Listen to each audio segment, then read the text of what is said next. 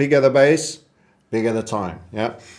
So you don't get a straight line move in most markets, but those that got in here would have still had a very, very powerful trajectory up to the second interim, which was a little higher. And we'll show you that there were other targets that were at just through the 100 levels that were on smaller time frames for which you should expect. So what do you do when you get targets that on the main target? The main target here is 330. Only HVF method gives you interim targets, by the way. The final ones were the biggest blow-off ones, that one and that one. And so it will be likely here, big finishing candles quite possibly, you know, from 220 to 340, boom, in 2 or 3 quarters.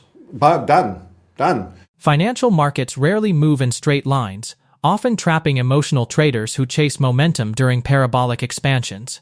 Navigating these volatile cycles requires a robust methodology capable of identifying key structural price targets and interim consolidation phases. FrancisHunt, a prominent market strategist, argues that the massive 44-year base pattern in silver points toward an eventual main target of $330.5. Before reaching this historic peak, he predicts that the market will likely experience a deeper short-term pullback, offering a strategic accumulation window for patient investors. Following this correction, the final phase of the bull market is expected to unleash massive finishing candles, driving prices rapidly from $220 to $340 in just 2 to 3 quarters. Understanding these complex geometric horizons prevents leveraged traders from suffering catastrophic losses, keeping them aligned with the broader macroeconomic trajectory. Now, we present the clips from FrancisHunt's interview. Before we continue to discuss this, please hit the like button, subscribe to the channel, and ring the bell icon. Thank you, and enjoy the video. The silver market went down and didn't go up in a straight line to the 330 mark, which we'd been talking about, 330.5. It made our most important interim levels. I'm going to show you a couple of reasons why. Once you got to the 90 and the hundreds mark, there were invariably going to be reasons why the silver market rested and a new pivot would come in, which turned out to be the Straits of Hormuz, turned out to be oil going up, turned out to be a lot of other things, but a pullback after an acceleration in the silver price. And we want to discuss this because I want people to actually understand, while we get rid of those SpaceX alerts, which is actually largely going down, that since 1960, there's 67, that literally is the beginning when silver started to go up. There was lower points. Of course, there were fixed pricing for quite some time. And if you go for the absolute lowest points, you'll be somewhere around here. Let's have a look. Around about 32, straight after the depression. You had a fixed price in 32, and that was in and around what probably is the equivalent of 27 cents at the time. Let's have a look at it. 28 cents. So from the post-depression lows, when a lot of demand destruction had taken place, into the slightly more freer markets, nice little upside HVF in silver, right the way up to the highs of 1980. One long bull market.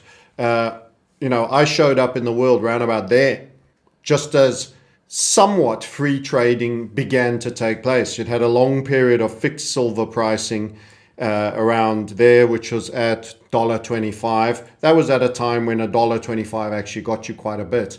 $1.30, there you go, looking at the value. So silver was sitting at $1.30 an ounce. Only later, of course, to make into the 50s, although this chart doesn't have the data for that. So I just want to highlight that.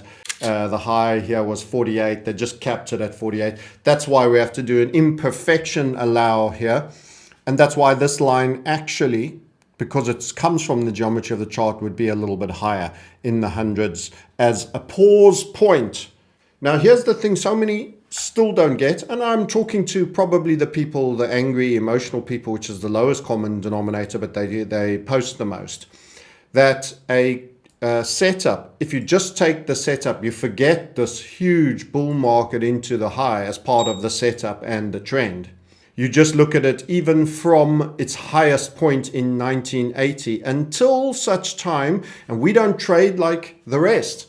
We got in earlier. We were aggressively long and saw the breakout for what it was before the others, because they were all waiting for a cup and handle break that kicked off there. In actual fact, your first and initial break was over there at the $25 on an upside HVF structure, which is the squeeze within the squeeze. 3 key pivots, and the third and smallest becomes the stop. And in fact, you can get what's called a primer, where you get a squeeze within a squeeze again. And that's what gave you this $25.9. The break was the beginning of the move. You only had one red candle. That was the feign and break back in at the key main patterns high, which was at around 30,000. Everything else, till you ran the 120, I think it was 121 in the end, for the high, was largely up on a quarterly basis. One negative quarter from when you broke the primer, the squeeze within the squeeze at 25.9. One negative quarter, friends, and that took you to 121. That is an exceptional move. You've got to remember this is a utilized in solar panels. They are starting to use copper now, a bit of substitution. I imagine those will be the cheaper panels and they'll be less effective. But you know, it does point to the fact that silver pricing is becoming prohibitive for the cost of panels. And they will start to pivot more into copper. The best conductor of heat is silver. It's superior to the copper. Anyway, let's go back into this and talk about this. So once you've run from 1980 to this triggering point over here, that was April 24, 1980 to 24. Assume you ignore the full bull trend from my birth date all right the way back to 1932, the post-depression years, at $1.30. That ran, gained momentum, and eventually made the $50 mark shown as 48 on this chart. If you ignore all that, just the setup portion of this ran for 44 years. 44 years in setup. Now, the bigger the base, the bigger the pattern, the bigger the move, and also the bigger the time to completion. Bigger base time frame in the setup. Let's get all the hands in the view, you know. Bigger the base, bigger the time, yeah. So you don't get a straight line move in most markets, but those that got in here would have still had a very, very powerful trajectory up to the second interim, which was a little higher. And we'll show you that there were other targets that were at just through the 100 levels that were on smaller time frames, for which you should expect. So what do you do when you get targets that on the main target? The main target here is 330. Only HVF method gives you interim targets, by the way. There's nobody else that trades a methodology that says, here's the target, here's the entry. Oh, by the way, on your journey there, because nothing moves in a straight line, you will run this key level and you should expect pullback and loss of time and no more profits to be made. How useful is that if you're a leverage trader? Well, you trade leverage, the long component, up until the run of the interim, and then you are out on the leverage and investment only. Okay, that's what we do. That's how we were trading as a community. Once we're done and we start moving up, this open territory, and by the way, this is a lot of open territory. It doesn't look like it. We're in log scale now. You should be in log scale when looking at big charts. But I sometimes feel, you know, you just have to remind people what log scale means every now and then. So if you don't think this is a big call, I think we're actually going to come a little down, a little further. But let's take it from where we are now. That is the journey to target in a normal geometric sense. It is a huge target. And again, you're not going to get it all given to you in one day, but it will be disproportionately quick as it was here. You still had 1 quarter in red before you got there. That's the steepness of the line in the end. And the final ones were the biggest blow-off ones. That one and that one. And so it will be likely here. Big finishing candles quite possibly. You know, from 220 to 340. Boom. in 2 or 3 quarters. But done. But to survive, you also have to survive the pullback. And if you were leveraged long and you were chasing in on the momentum and you thought it was just going to go up in a straight line, you're going to get hurt. The industrial landscape is undergoing a notable shift as silver pricing becomes increasingly prohibitive for manufacturing solar panels. Consequently, industrial manufacturers are predicted to pivot toward copper as a cheaper, albeit slightly less effective, conductor of heat. At the same time, weary retail investors are sitting out due to recent painful losses, leaving central banks in China as the primary buyers actively accumulating these precious metals. This dynamic supports a strategic environment of dollar-cost averaging during the current consolidation phase, allowing smart money to build highly significant, long-term asset positions. While the market continues to drift lower in the short term, this price rejection serves as a discount window before the next structural upward expansion takes hold. Accumulating during these slipping market conditions remains the most logical approach before the broader, compounding macroeconomic debt crisis triggers the inevitable final structural breakout. Now, let's get back to the interview. Central banks for gold and central banks in China for silver. Those are the primary buyers at the moment. Retail is feeling a little bit sore and is not overly actively involved and never is the most significant player in this story generally. Okay, it's time to bring in now. Let's do a little bit of gold first and just remind everybody on gold. It's time to bring in at the same time, however, the M2. That was your 6-month rejection on gold as well, by the way. That is a very, very strong blow-off wick with a red candle. You're not going back immediately to bull markets. It's become a more significant, once it's held for a 6-month period.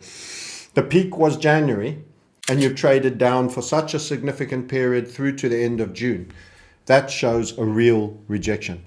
The central banks are accumulating at low price, and it is a discount window, and it is smart to be zero cost averaging, dollar cost averaging, across pound, whatever currency is relevant for you, euros, on a monthly basis if you're paid monthly or you earn out of your business, dividends, quarterly, however you choose to do that. Okay, but it's quite possible that you'll be accumulating in a slipping market initially until such time as things are ready to turn. So let's have a look and stay with our candles. Let's go back to some volume candles now. You can see when I put the volume candles on, note how fat they got. This was a progression of getting fatter, fatter, fatter, fatter, a beauty contest of the obese, and they were getting bigger and better the deeper you went in. Okay, this is an incredibly fat candle, but the actual candle portion of it is quite small, so it's deceptively broad, but doesn't look wider than this one. It actually is, and that's the volume showing you. This was becoming a mania trade. At that point, given the price movements, the story, everybody was ready for it. And after a substantial move, which we called over here on the 3 years of gestation. So you had made the 1927 over there. You then made marginally higher 2000 in 21 high. But in actual fact, from 21 to 24, you were in a 3-year rejection. That was the 2000 range. And we spoke of this broadening structure and we said, you're waiting for this to happen. See how the volume came and the move came after that.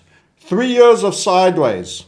That is probably the longest sideways you're going to face nowadays. I had a discussion with Real Vision not so long ago, Maggie of Wealthion, and I was highlighting that each time the pullback periods are getting significantly shorter. That was how long they were able to suppress precious metals. 1980 to 2000, 20 years. This was how long they were able to do it subsequently before you were at a low again. 2016 from 2011. That is not nearly as long. 2011 2016, 5 years. You'd have to check the months, the Shanghai Accord. Then this period, 3 years to the low, and it didn't get very far down. But it was a long 3 years for a precious metals bull. 3 years is still a long time.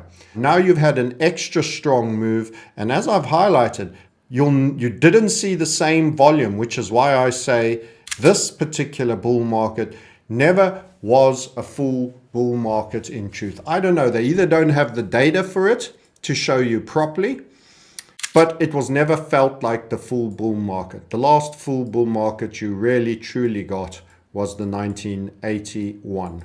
You had a partial one, and this is where I refer you back to previous videos I've done back about 5 legs.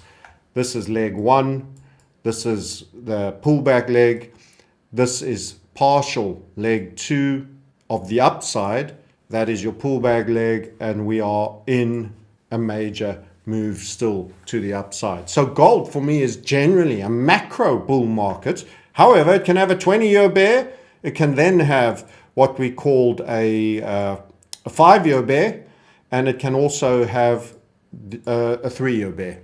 So I think those bear markets are getting smaller. The fiat and debt crisis is getting bigger. Historical patterns reveal that the suppression periods for precious metals are shrinking significantly over time. While a 20-year bear market followed the historic peaks of 1980, the subsequent corrective phase after 2011 lasted only 5 years, and the most recent consolidation span wrapped up in just 3 short years.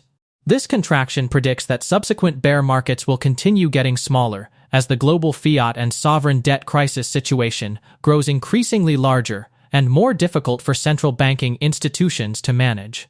Although gold is experiencing a strong short-term rejection that prevents an immediate return to a runaway bull market, the underlying macro structure remains firmly supportive of a major long-term move to the upside. Investors who understand these structural dynamics can successfully navigate the temporary downward trends without losing sight of the massive wealth preservation opportunities ahead. As the systemic challenges within the paper currency system intensify, holding tangible monetary assets will remain a vital defense mechanism for global wealth. Share your thoughts about this interview in the comment section below. If you found this video helpful, please hit the like button, subscribe to the channel, and ring the bell icon. Thanks for watching.